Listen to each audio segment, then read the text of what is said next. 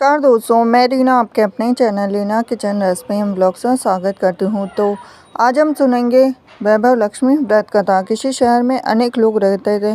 सभी अपने अपने कामों में लगे रहते थे। किसी को किसी की परवाह नहीं थी। भजन कीर्तन भक्ति भाव दया माया परोपकार जैसे संस्कार कम हो गए थे।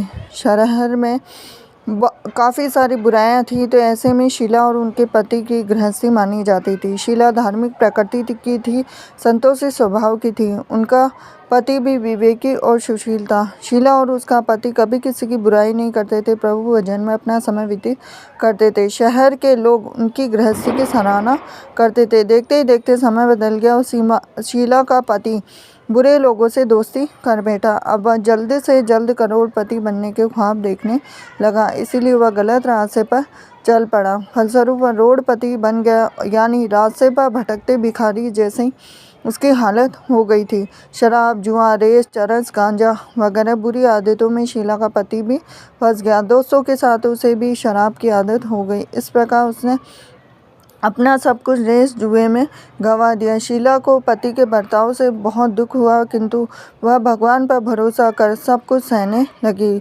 वह अपना अधिकांश समय प्रभु भक्ति में बिताने लगी। अचानक एक दिन दोपहर को उनके द्वार पर किसी ने दस्तक दी और शीला ने द्वार खोला तो देखा कि एक माँ जी खड़ी थी। उसके चेहरे पर अलौकिक तेज निखर रहा था। उनकी आंखों में से मानो अमृत बह रहा था। उसका भव्य चेहरा करुणा प्यार से छलक रहा था। उसको देखते ही देखते शीला के मन में अपार शांति छा गई। शीला के रोम रोम में आनंद छा गया। शीला उस माँ जी को आदर के साथ घर में ले आई। घर में बिठाने के लिए कुछ भी नहीं था। शीला ने सकुचा के फटी हुई चादर पर उसको बिठाया। माँ जी बोली, क्यों शीला, मुझे पहचाना नहीं? हर शुक्रवार को लक्ष्मी जी के मंदिर में भजन कीर्तन के समय मैं वहाँ आती हूँ। उसके बावजूद शीला कुछ समय नहीं पा रही थी। फिर माँ जी बोली कि तुम बहुत दिनों से मंदिर नहीं आई, अतः मैं तुम्हें देखने चली आई। माँ जी के अति प्रेम भरे शब्दों से शीला का हृदय पिघल गया और उसके आंखों में आंसू आ गए। बिलक बिलक कर रोने लगी। माँ जी ने कहा, बेटी, सुख और दुख तो धूप और छाव जैसे होते हैं। धैर्य रखो बेटी, मुझे तेरी सारी परेशानी बता। तो माँ जी के व्यवहार से शीला को काफ़ी सबल मिला और सुख की आस में उसने माँ जी को अपनी सारी कहानी कह सुनाई।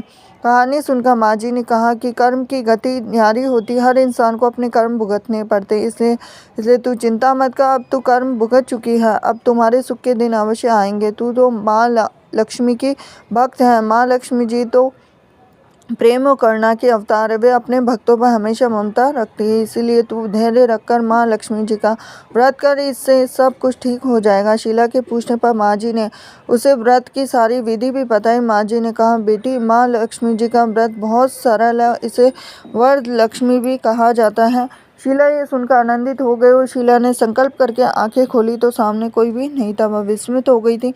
माँ जी कहाँ गई? शीला को तत्काल यह समझते देर न लगी थी। माँ जी और कोई नहीं, साक्षात लक्ष्मी जी ही थी। दूसरे दिन शुक्रवार था। सवेरे स्नान करके स्वच्छ कपड़े पहनकर शीला ने माँ जी द्वारा बताई गई विधि से पूरे मन से व्रत किया। आखिर में प्रसाद वितरण हुआ और यह प्रसाद पहले अपने पति को खिलाया। प्रसाद खाते ही पति के स्वभाव में फर्क पड़ गया।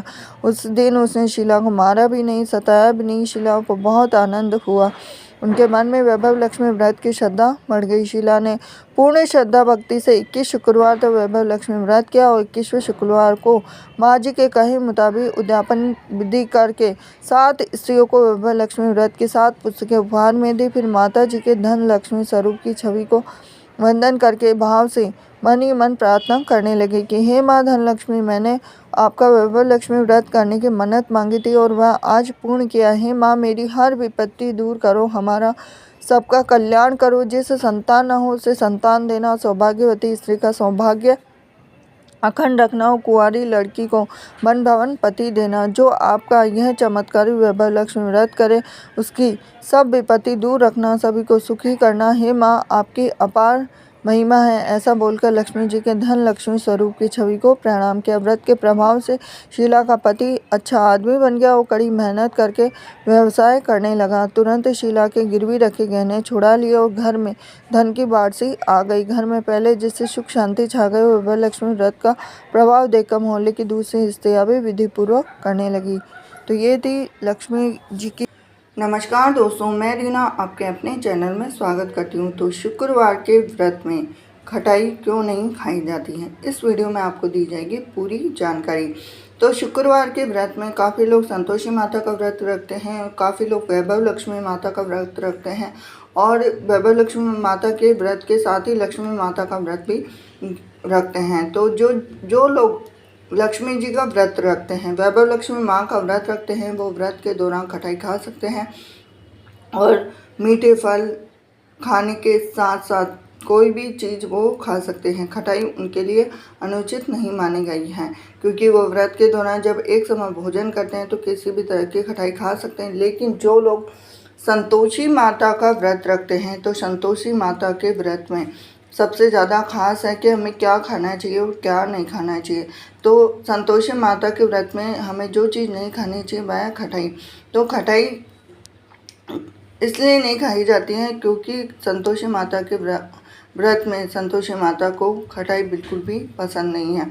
न केवल जो व्रत रखता है वह खटाई नहीं खाता, बल्कि वह उसके घर के प्रत्येक सदस्य को भी खटाई बिल्कुल नहीं खाना चाहिए। आप इसके बजाय आप मीठे फल खा सकते हैं और कोई भी मीठे चीज़ बनाकर खा सकते हैं। लेकिन खटाई का सेवन, जिस भी चीज़ में खटाई होती है, चाहे वह फल हो, चाहे कुछ भी हो, चाहे आपका सदस्य हो, कोई भी हो, तो वह इन फलों के साथ साथ फलों में काफ़ी फल है जो कि जिनमें खटाई होती है, उन फलों का सेवन बिल्कुल भी ना करें।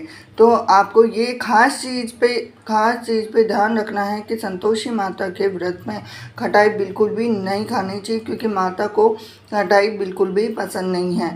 और जो अगर खटाई खाता है तो माता क्रोधित हो जाती है और उसका दुष्परिणाम उसको भुगतना पड़ता है। तो आप ध्यान रखें, अगर आपकी श्रद्धा भक्ति हो और आप करने जैसे हो तभी संतोषी माता का व्रत झेलें या फिर संतोषी माता का व्रत करें, नहीं तो व्रत बिल्कुल भी ना करें। तो ये थी खास जानकारी आपके लिए। वीडियो अगर आपको पसंद आया तो वीडियो को लाइक करें, चैनल को सब्सक्राइब करें, बेल आइकन प्रेस करें।